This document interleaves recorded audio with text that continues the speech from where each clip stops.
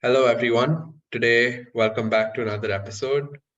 We have another special guest today, a fitness trainer named Abhist Sharma. Please introduce yourself. Yeah, hi. So I'm a beast. So I have my own fitness chain called as a Beast Workouts, and I have been into this field like past 5 years now. I'm an A certified personal trainer, and yeah, I'm an athlete myself. So yeah, this fitness industry has been along with me from quite some time, especially from my college days, which made me made it my profession, and it gives me a lot of happiness training people, seeing them happy, seeing them transform, and enjoying their progress. So yeah, that's how my thing goes. Yeah. So, Yeah. could you just elaborate a bit more on your background? You just said you were talking about you got Yeah. inspired in So college. yeah, correct. So what happened was uh, during my childhood, so before entering the college, so my life used to be all around sweets, chocolates, having fun, no knowledge about working out, no knowledge about maintaining proper diet.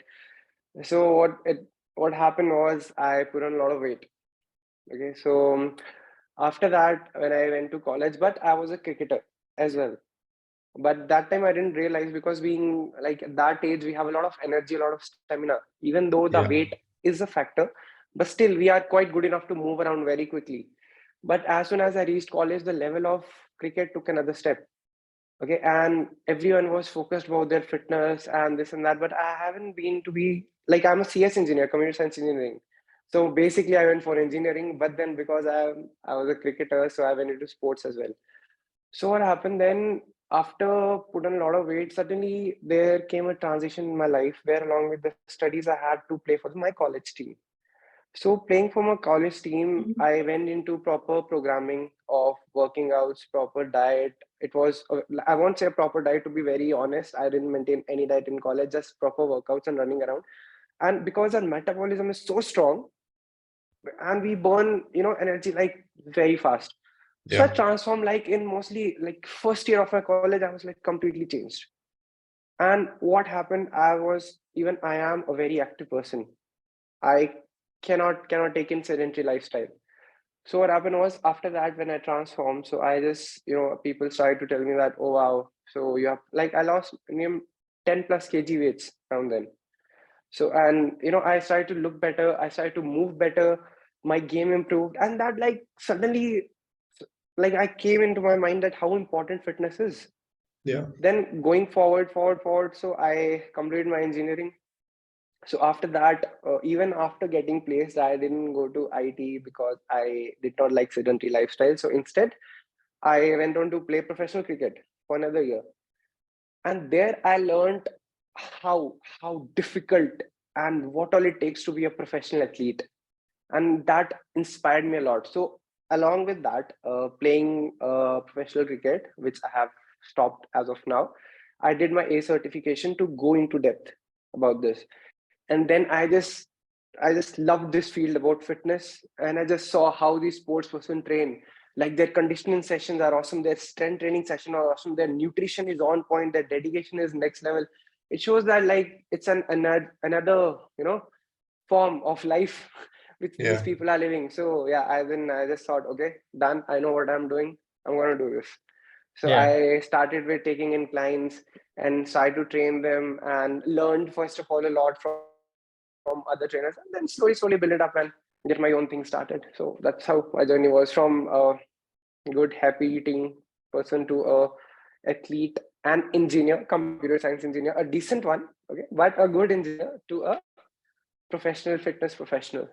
Wow. Yeah. So Yeah. you speak about your love for fitness and everything. I just want to know, what's the most rewarding aspect of your job as a fitness trainer? Like, See, in like, whenever the most rewarding thing, imagine a 60 to 70 years aged people, mostly. I have a client, like, I'll give you an example of 64. Yeah. Okay. So she was not able to lift her granddaughter, okay, because she had severe back issues. Okay. So what happened was, one fine day, she was actually able to lift her, okay, and move around the corner. And she told me that time that I am the best investment of her life. So the things like this give you, this is just one example. So it's rewarding every day. See, I have sports people who I'm trained. They go, they hit half century, or they'll take 5-wicket haul, or they score 3 goals. They'll come to me like, coach, I scored, I can see improvement, I played well, I can move better. So this is rewarding every day. But that point was when I felt like, oh my god, so this is too good, life is good. Yeah. Yeah. Yeah. So could you talk a bit more about your A certification which you got and Yeah. about how you got So it, why you so this decided is to? like, yeah, so it's American Council on Exercise, one of the very reputed degree. If you Yeah. ask anyone, like, they'll tell you how reputed it is, and it took around 6 months for me to get it done. And it teaches actually, so this certification allows you to train anywhere in the world. If you have this certification, you can go and train. You are eligible to train anywhere in the world. That's the best part of it. And one more thing, this certification has in the steps how it has broken down from client assessment to movement to structuring their workouts. So it gives you a proper a structure how you have to train a client. Because due to this certification, I know that weight training is the last, like the medium part. Initially, we have to first assess the client. Assessment has to be taken. You cannot just directly go and give the client a workout. You need to know if he can move properly. If there are movement function screening, there are different type of assessment tests which we take. So the mobility test, the flexibility test, we have strength test, we have endurance test. So basically, when a client comes, we have a set of tests which we take. We come to know what is the fitness level of the client. Can he even move properly? How do you expect a person who cannot do an overhead movement to do a bench press or a shoulder press? Yeah. Next day he'll be lying in the hospital. He or she will be lying in the hospital. So first we have to improve the range of motion. Then we have to tell them what you need to improve. Then only we go through this. All the certifications are told, this case which I'm telling you. So it took me quite some time to study detail, but it's rewarding. What I tell every trainer should be certified. One of the other certification should be done. They'll get to know Mm. like how to structure programs. And also, this certification is just a small step to get into industry. It is all about experience and physical implementation, practical implementation. Without that, being holding certification, and you go out there and like, I'm certified trainer, they'll throw you out. Like, not throw you out because you've done the certification, but then they won't accept you like as a very high trainer until you show them results. So results you can only get after doing it practically. Yeah. Yeah. So, what do you think, like when you get on new clients? So you just told us that you briefly said that the approach is you first diagnose or not, evaluate, Assessment, assess. yeah, Yeah, assessment, yeah. you assess their physical capabilities, and then after that, how do you go about So structuring that program? okay, so I'll tell you. So there are static assessment, and then there are movement screening. So in static assessment, we just see from the frontal, side, and back view of a client that if we have any shoulder deviation, elevation, or down, or we have thoracic compromise happening, kyphosis, lordosis, posterior tilt. Or there are many terms which we use. So that is just by standing. We see that how client is standing. We come to know a lot of things about client just being standing. Okay. Yeah. Then we come into movement screening, the bending of the client, the lunging of the client, and we see that doing that one of the best screening which I've ever had was an overhead squat. Making a client do an overhead squat tells you full detail about the client, that which muscles are compromised. If suppose his back is arching, that means his hamstrings are tight. If you're not able to do a squat properly, many factors, but one of the most thing which I've seen in people is that tight ankle mobility, because very few people do exercises to mobilize their ankle, and it is one of the most important exercise to do a squat. So from there we get, because half of the clients will come which will be having like lower back issues, which are Mm. not even able to do the assessment. So for them, we don't even assess them. We just make them do basic mobility exercises so that they're good enough to give assessments. We have clients like that. So every client that we say, right, one program is doesn't fit everyone. Yeah. It has to be different. So after that, When we come to know that this assessment, we are able to get them properly to stand, to squat properly, to do a proper single push-up. After, when their movement is better, then we progress on to the strength training, which is the most important part of anyone's life. That's why we can gym, our weight training is reverse aging, because we increase the bone density of the people. Then we take them into doing strength training. Slowly we progress, we go into hypertrophy or endurance or what do you say, strength training, whatever the goals which we design with the client. Then we slowly Right. progress them.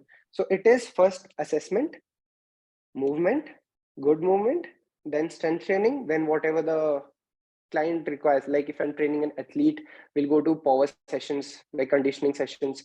So this is how it goes. But basic is getting their posture right, which me and my team always focus on.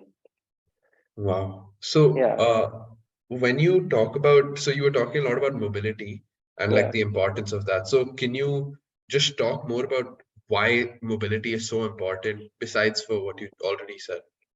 Okay, so that's a very good question. So mobility, basically, it's why it helps you. So any person in this world wants to Right. move better.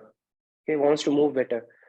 At any given equation, if I tell you, so no, you have to bend down first, give me that, pass that pencil, pass the stone, go run there, come back again. You Hmm. shouldn't be like you bent and gone. One sound came, done. You suddenly twisted, this portion gone. Even if you are a person who lifts 100 kg bench press or does 200 kg deadlift, if you are not able to do movement properly, your body is not agile. Here mobility comes into play. When mobility is there, you have a better range of motion. If you have a better range of motion, your movement is good, and it Hmm. helps you to properly focus on the muscle without engaging the secondary supportive muscle. So suppose if your movement is restricted, instead of shoulder, your traps will take the load. Hmm. So this is why, this is a secondary example. Basic example of mobility is your daily life things. See, our parents, if they are not mobile enough, one day if they are bending, they're not able to bend. That is because they have tightness or their joints are not mobile. So these are some of the few cases where mobility should be important. Very important, doing a squat. If you Hmm. don't have a proper ankle mobility, okay, you don't have proper range of motion, how will you squat? Your knees will start to go forward. See, again, this is another concept, that knees Yeah. should go or not go with the knee. It's a different thing. That's a very detailed topic. We'll leave that, but I'll just tell you, your chest will start to fall forward. Okay, if your hips, we do hip mobility, hip cast, so many, to open up the hips, to increase the depth of the squats. So there are so many things which are relatable, which are mobility is used in real life, in workouts, in movements. Are you getting my point? How I'm trying Yeah. to tell you how important Makes mobility Yeah. sense. is. Similarly comes the flexibility. So your joints cannot be tight. Hamstrings are tight. Hmm. You're not able to. Do you see the difference between being mobile and being flexible? Yeah, So that makes sense. if I tell you the case of bending forward, if your hamstrings are tight, your lower back will start to arch. So that their flexibility comes into play. If your ankle is tight, it prevents you to do a good depth squat. So that is mobility issues. That's why we incorporate mobility exercises. A lot of them, Yeah. like cat camel, for that again comes into different things what you are targeting for. Yeah, Yeah. So one thing you talked about, diversity in clients' workouts. Like each person has their own different, correct, whatever correct, training style or whatever. But correct. I want to know, like in your mind, how should a beginner's workout program be structured in terms of like Okay, the perfect, frequency, the duration, intensity, all of that? good. So again, it's who is the beginner. If a beginner is a 65 or 70-year-old person, if a Hmm. beginner is a 25-year-old person, if a beginner is a 14-year-old child, so all three have their own different starting.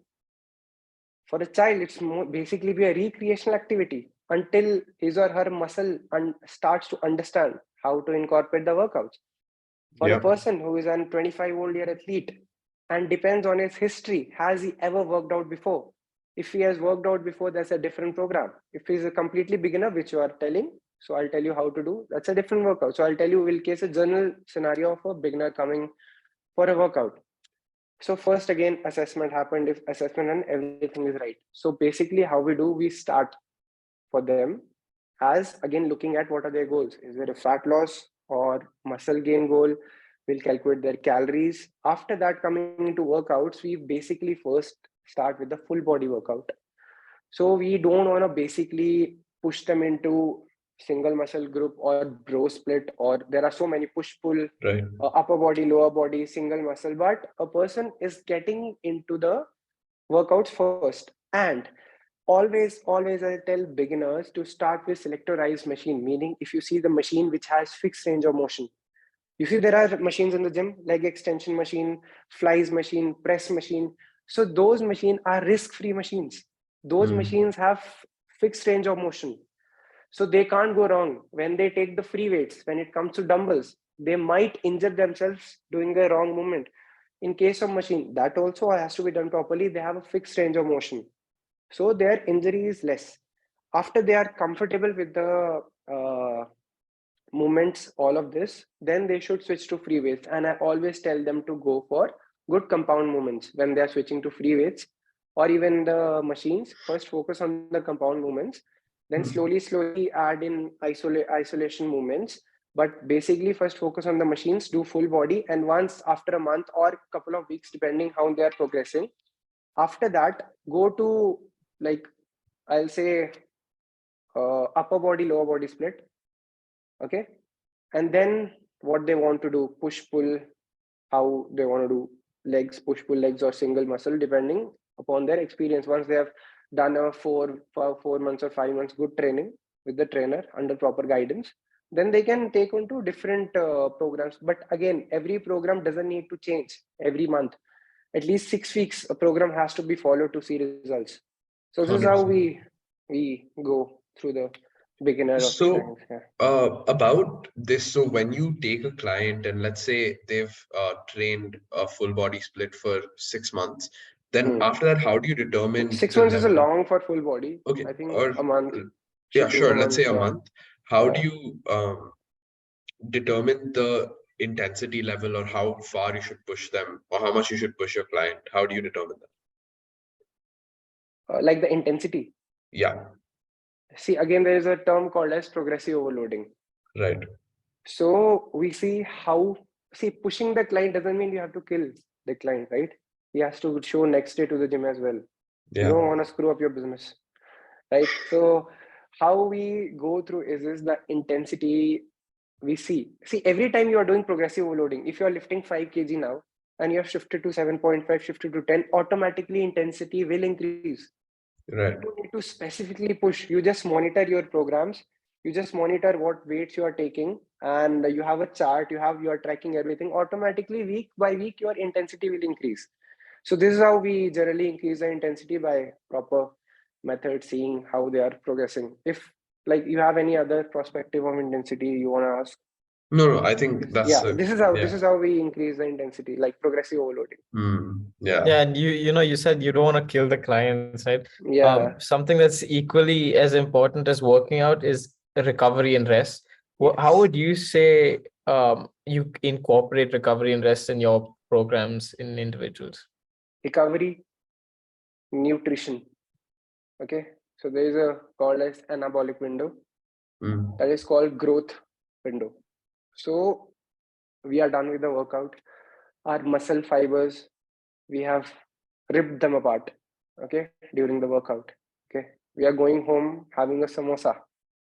Coming back again tomorrow morning with the fatigue. You are gone. There is no progress. You're going home, giving ample amount of protein, carbs, good fats, recovering well, giving proper sleep. Mark my words, sleep is a game changer. If you have good sleep, good nutrition, your game is next level. Okay. And one more thing is about giving rest to the muscles. Do not overuse your muscle. So again, depending on the, like, what muscle you have trained, depending on the body, 48 hours to 72 hours can be a resting window for mm, a muscle part to recover. Along with that, proper nutrition is very important. Do not skip this part, especially protein. I know we all the trainers we have, people will generally say, hey, trainer, they just need protein, protein, protein. Guys, our diet in India is only carb rich. Yeah, Where do you find protein in Indian diets? So you have to put in the protein to get the results which we want. So that's 100%. how, yeah, that's why we tell to have good nutrition, good sleep, and good stretching. See, that's why most of my clients take one day is for them is yoga and mental peace and relaxation, because it is a very important part of recovery. They don't want to overuse, not just physically, they don't want to overuse them mentally. This is equally important. So this is how recovery goes. Then it comes like once or twice a month you should go for deep tissue massage.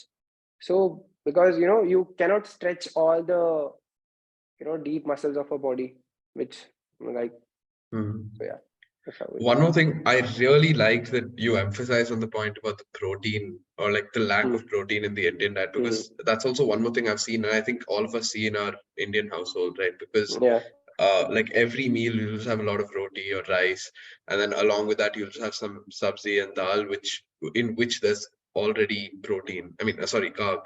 So yeah. And every one of us thinks that this cup of dal is rich of protein. Like, no, it is not like you are getting 10-15 grams of protein in a cup of right, dal. That is exactly, false. And exactly, if a person, like a person, normal person needs, who is not even working out, needs 0.7 grams protein per kg. And yeah, people like us who work out, we need to reach sometimes up to 1.6, gram per kg of protein. How do we get it with dal? yeah. You Yeah. won't, So you have to put in the protein sources. Like it has to be either lean protein or veg protein sources, and it's very difficult to actually get. No, I won't say difficult right now. We have got plant-based protein, so many sources have come now to get the protein diet from both the things. mm, But yeah, you have to make sure you fulfill the appropriate protein requirement of your body, yeah. because the process why I'm focusing on protein is because protein synthesis, the metabolism. That's how your muscle will recover. Along with carbs, protein, amino acids. Yeah. How do you think your body will recover if you don't give them? So can you recommend, like, in your opinion, the best sources of protein, like for the general population? See, there are so many. Okay. Again, people depending on their body part, their allergies, how the body Mhm. respond. See, I'm not against whey proteins. Even I consume whey proteins, but still, some people have issues against them. They can go for, like, if they are non-vegetarian, eggs, perfect, one of the best thing. Okay, chicken breast, a very basic, very Yeah, people who will easily go through it.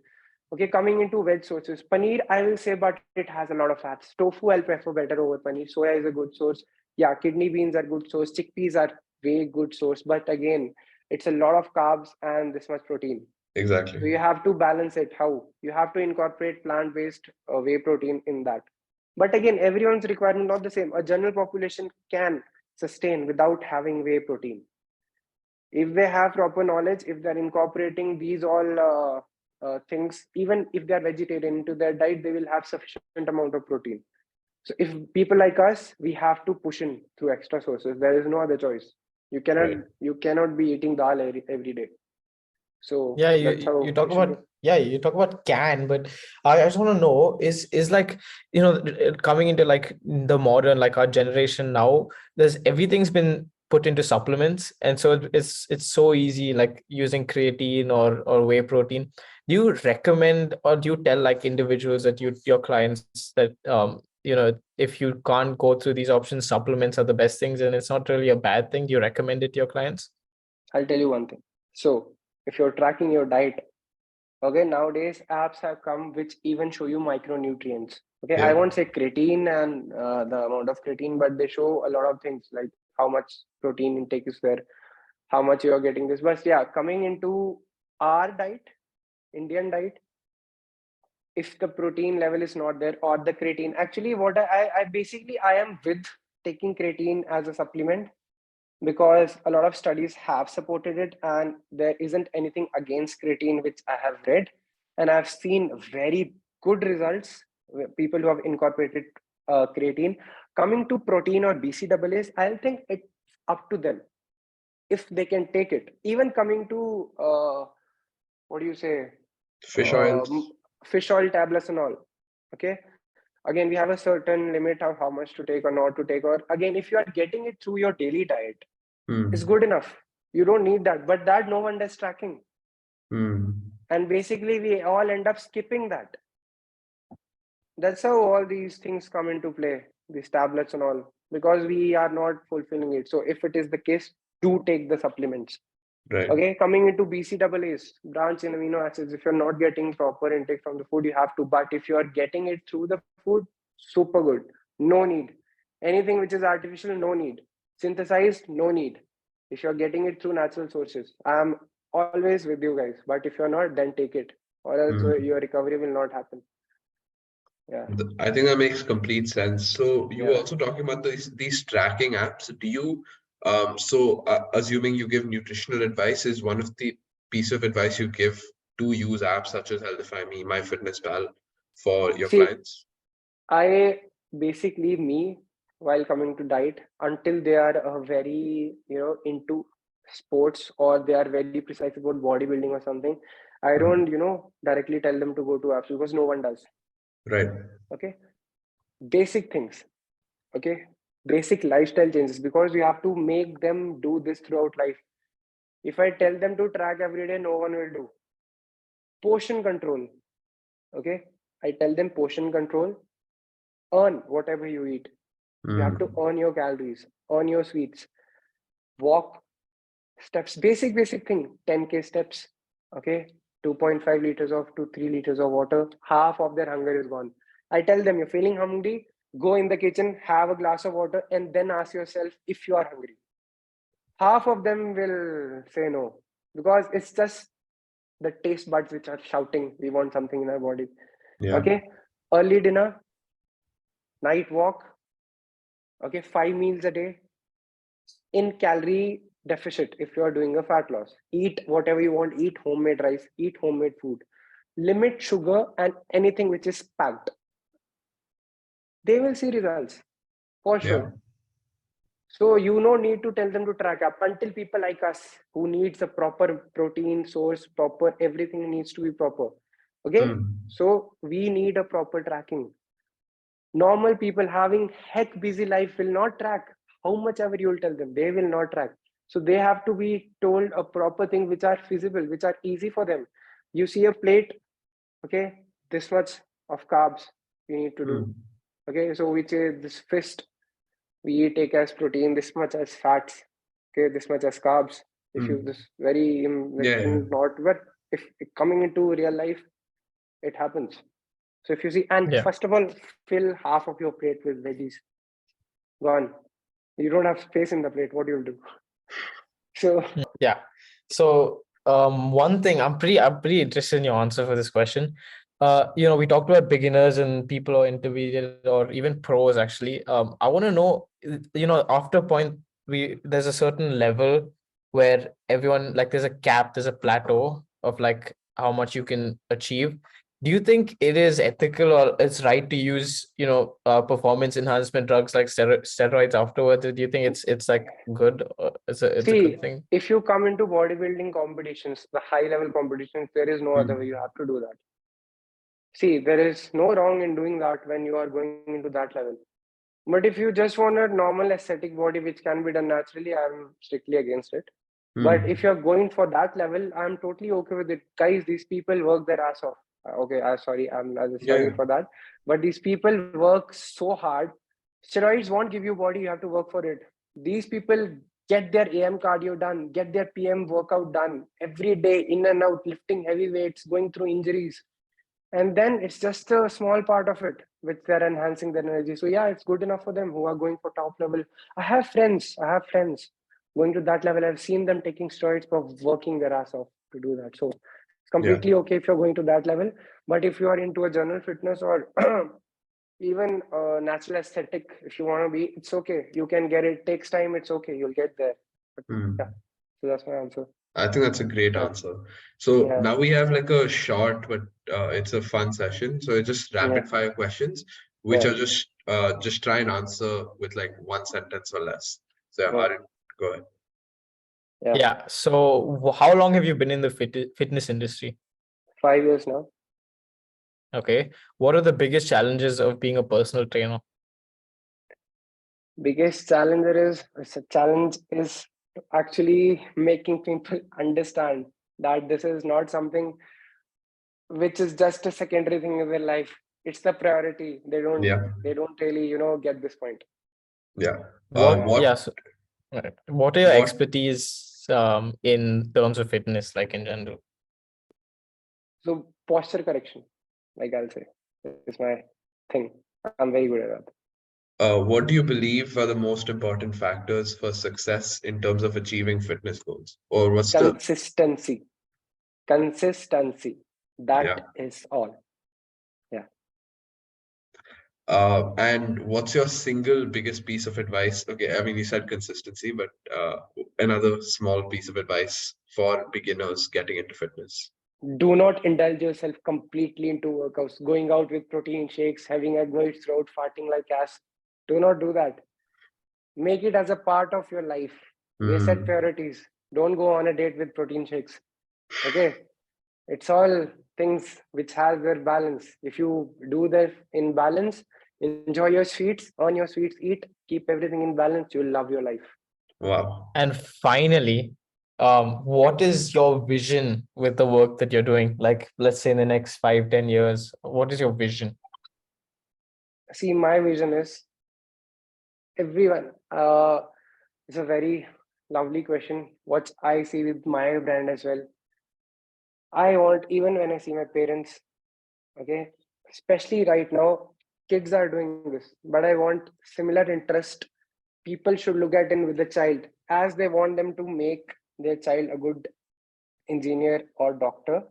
The Hmm. vision should be in this field, as well as same amount of interest and passion should be shown towards this field, and telling the children from the childhood that how important your mental and physical health is. Do not become a doctor or engineer if you don't want to be, but take care of your health. Same Wow. goes for everyone. Yeah. I think That's that's a very good answer. I love yeah. that answer personally. So yeah, that's the thing I want people to vision how important your health is. Yeah. Wow. Yeah. So you've Thank you been so truly much. inspiring today. I've learned a lot, Sunav, and I probably learned so much from you. Our whole goal with this is to take in as many perspectives as possible, and you've provided one of the most unique and I think useful responses. And it was a pleasure having you on this Thank you podcast so much. today. Thank you Thank you so so much. Thank you much. so much. Cheers, guys. Thank you Thank you so for much. having me. Thank you for me and my team Abhist Workout. Thank you so much. I'll see you Cheers. guys soon with another topic. Bye bye. Thank you. See you. Bye, Okay. guys. Bye.